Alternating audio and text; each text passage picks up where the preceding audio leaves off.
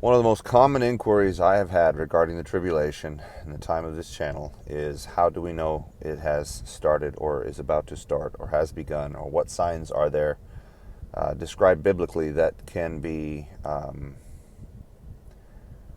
don't know, a pin on a timeline to know exactly or roughly where we are.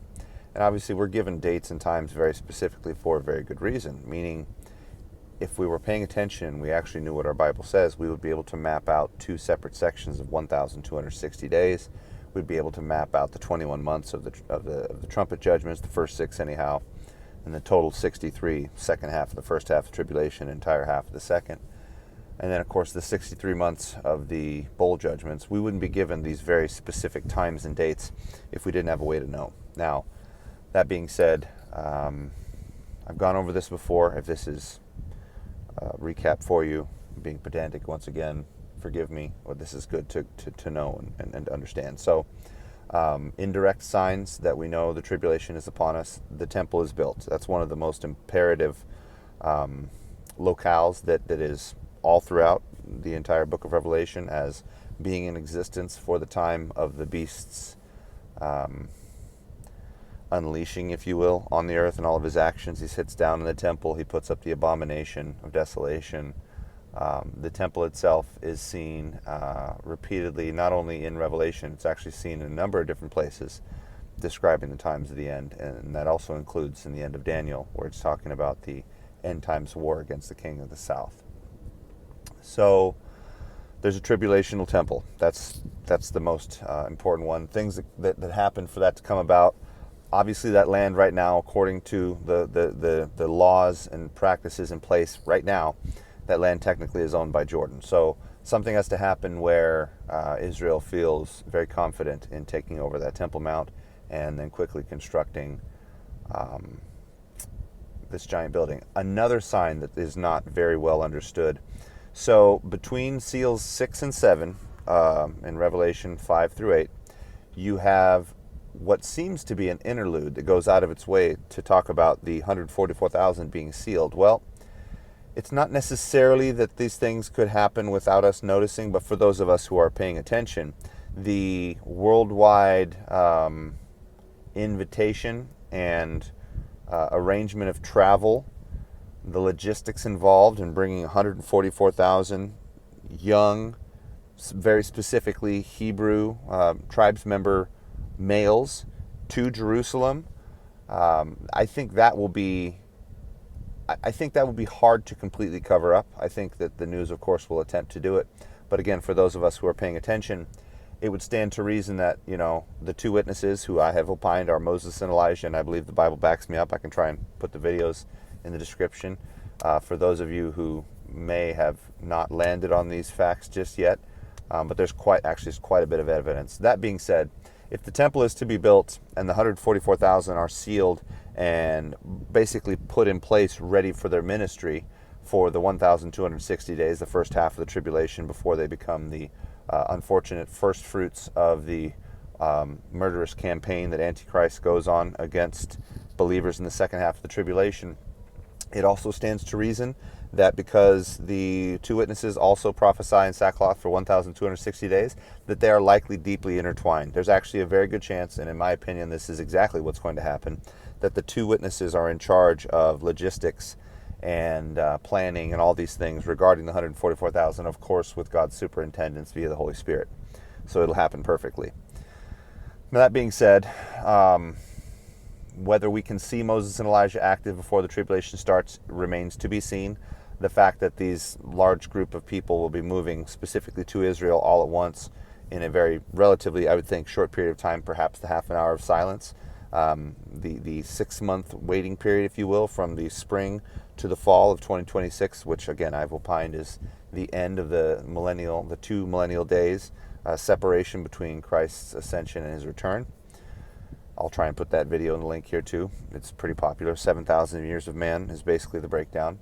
And the 7 days of recreation are a expressive calendar outline, if you will. Those 7 days with the last millennial day, the millennium, being the ultimate Sabbath where the earth rests under the perfect rule of Christ. Back to our original topic. other signs that the tribulation is about to begin. Not that it says so directly, but the conflagration between Antichrist and the King of the South, the fake Antichrist, the Islamic Antichrist, so-called, it has to come from somewhere. And right now we have a worldwide situation where the Islamic South, if you will, has been basically given free rein to move into the West, not have to adapt and remain culturally separate. And this, of course, is a powder keg for future potential events like, hypothetically, a takeover of the Temple Mount that may or may not be legal at the time, that will likely be supported by the West, that certainly will not be supported by the South because that's one of their main holy sites. And one could reasonably assume, I think it's fair, to say that there is going to be widespread terroristic-like chaos in the West on the part of the Islamic foreigners that are in the land that do not agree with the West's supporting of the takeover of the Temple Mount.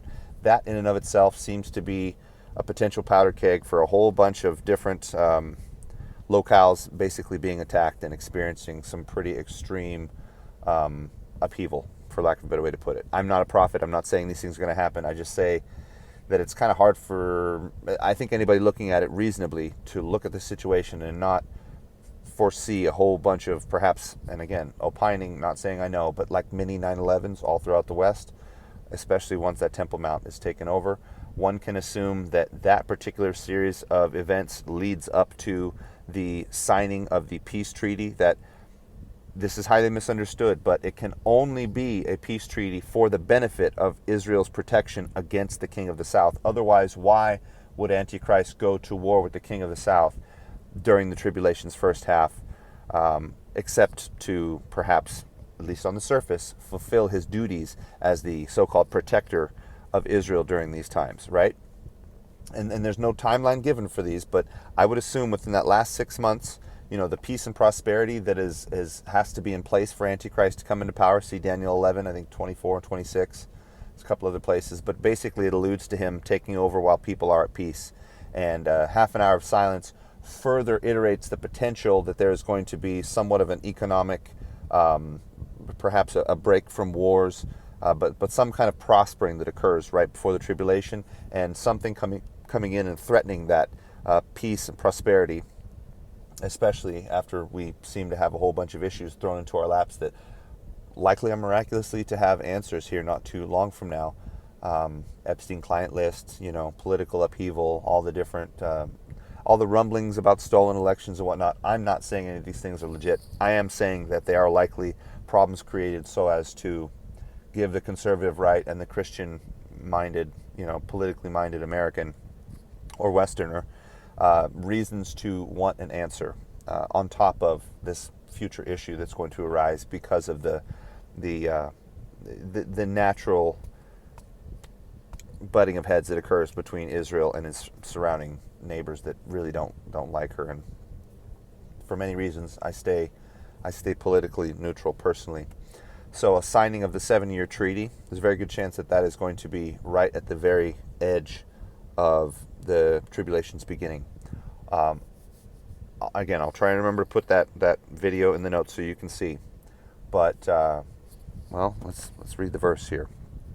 The most descriptive occurrence that will likely happen not only at the beginning of the tribulation, the middle of the tribulation, when the Great Tribulation starts, but right before Christ returns, is, I'm going to read Revelation 8:1 through 5, and then be done here. And when he opened the Lamb, the 7th seal, there was silence in heaven for about half an hour. Again, 6-month period from the spring to the fall of 2026.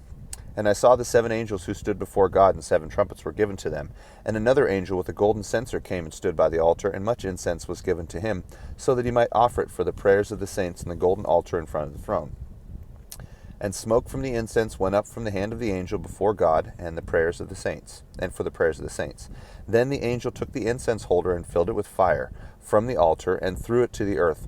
And there occurred thunderous voices and flashes of lightning and an earthquake. So, to the earth, singular. Greek does not put such a large area in the singular when being exposed to something along the lines of this censer filled with fire from the altar that culminates in earthquakes, lightning, and seemingly God's voice in the background.